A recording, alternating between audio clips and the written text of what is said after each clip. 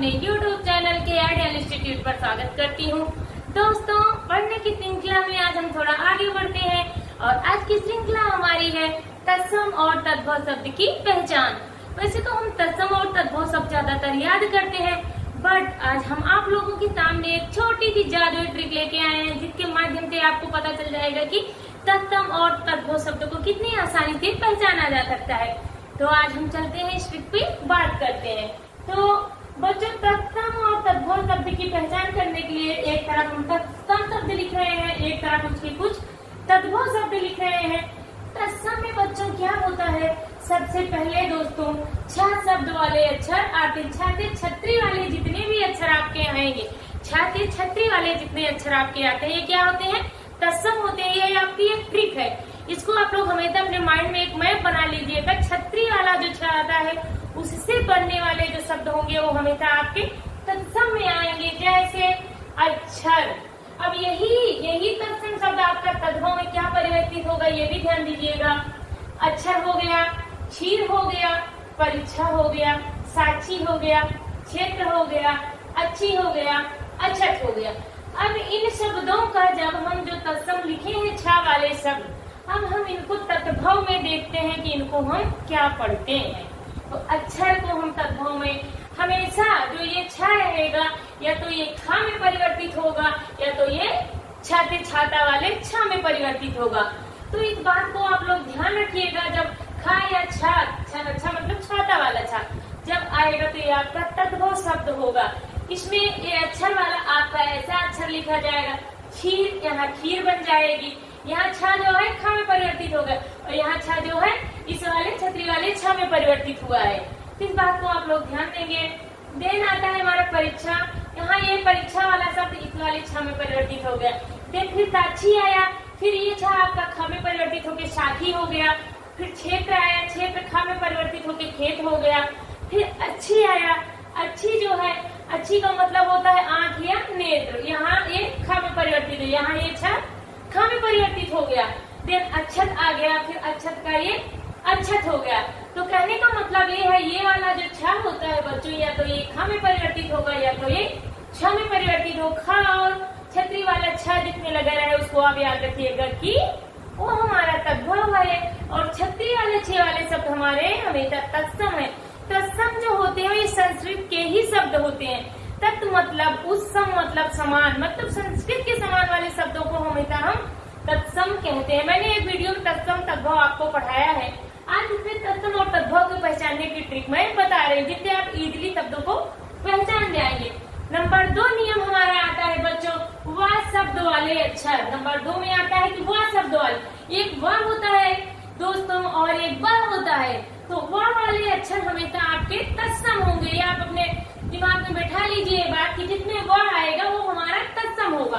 फिर वड़ी, फिर वर्षा, फिर वक, फिर वर यात्रा, फिर विवाह। अब वा को बच्चों तद्भव में हम देख लेते हैं, वा का हमेशा बा में बदलना।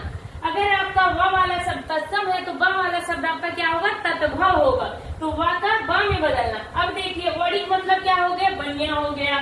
वर्षा का क्या हो गया, बरसात हो गई, क्योंकि वह बा में बदल रहा, बरसात हो गई। बक मतलब होता है बगुला, तो यहाँ तद्भव मतलब हिंदी में जो यूज होता है, वह का बा हो गया, बगुला हो गया। बर यात्रा का बारात हो गया।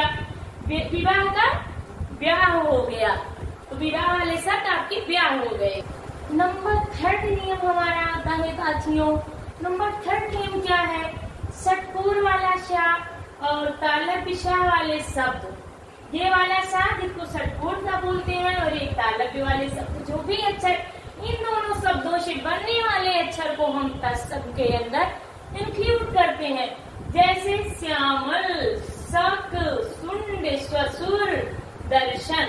अब सा और सा, षटकोर सा और तालव्य सा, इन दोनों सा के स्थान पे ये सरौता वाला सा, जिसको बड़ा दंती सा बोलते हैं, अगर ये लिखा आ जाए आपके शब्दों में, तो आप जान जाइएगा कि यहाँ तद्भव की बात की जा रही है। जैसे श्यामल का सांवला हो जाएगा, शक का शुआ हो जाएगा, शुंड का सूंड हो जाएगा, ससुर का ससुर हो जाएगा, दर्शन का आपका दर्शन हो जाएगा। इस सा की जगह ये सा, मतलब तालव्य सा की जगह दंती सा का जहाँ यूज होगा वहाँ पे आपका तद्भव होगा, और जहाँ पे सटकोटता और तालब विषय होगा वहाँ पे तत्सम होगा।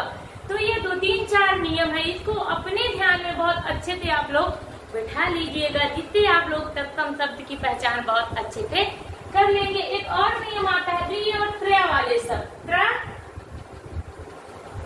त्रा जो आता है और इसकी वजह जैसे रात्रि, री और त्रा वाले शब्द भी आपके तत्सम में आएंगे। थे रात्रि, राजपुत्र, श्रृंगार, ये सब शब्द जितने लिखे हैं वो भी आपके क्या आएंगे, तत्सम में आएंगे। विसर्ग वाले शब्द जैसे कुछ अक्षर है विसर्ग में, प्रायः लिख दिया गया, ये भी आपका क्या हो जाएगा, तत्सम हो जाएगा। प्रातः लिख दिया गया, कहते भी जितने विसर्ग लगा होगा वो भी आपका क्या होगा, तत्सम होगा।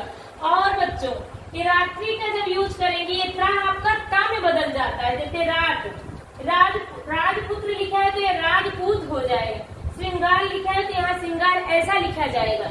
और चंद्र बिंदु वाले जो शब्द होते हैं वो आपके तद्भव में आते हैं, जैसे मुंह, गेहूं, आंख, जितने चंद्र बिंदु लगी होती है वो शब्द आपके क्या हो जाएंगे, तत्भव में आएंगे। तो इस बात को आप विशेष रूप से ध्यान रखिएगा, विसर्ग वाले शब्द आपके तत्सम में आएंगे और चंद्रबिंदी वाले शब्द आपके किसमें आएंगे, तद्भव में आएंगे।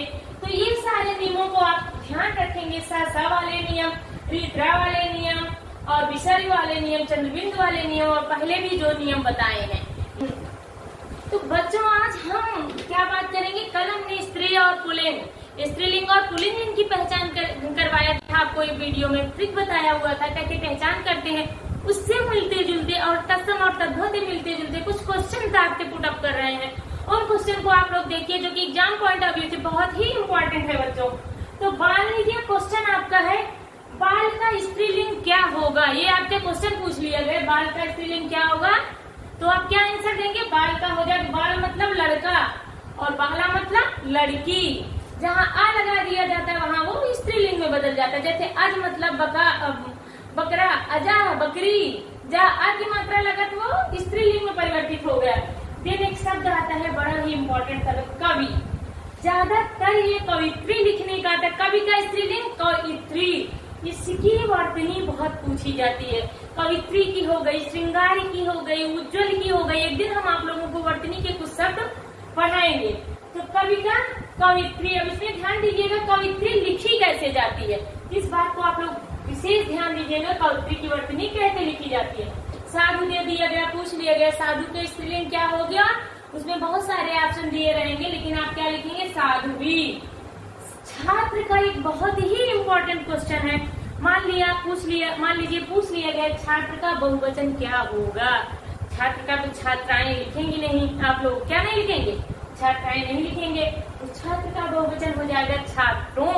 छात्र में आपके लड़के और लड़कियां दोनों इंक्लूड हो जाते, केवल छात्र बोला गया है, इसमें ये छात्रा का बहुवचन छात्रों हो जाएगा। ठीक, छात्रा का छात्रों हो जाएगा, हरिण का हरड़ी हो जाएगा।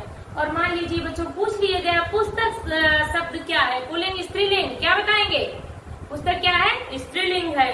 पूछ लिया गया घबराहट क्या है, क्या बताएंगे, स्त्रीलिंग या पुल्लिंग, बताइए जल्दी जल्दी आप लोग। तो घबराहट में मैंने आपसे बोला था ना, मुंह लगा के देख लीजिए घबराहट हो रहा है कि घबराहट हो रही है, तो पता चल जाएगा कि ये आपकी स्त्रीलिंग है। ऐसे हम कुछ प्रश्न आपको डेली लेके आएंगे, प्रैक्टिस करवाएंगे। धन्यवाद।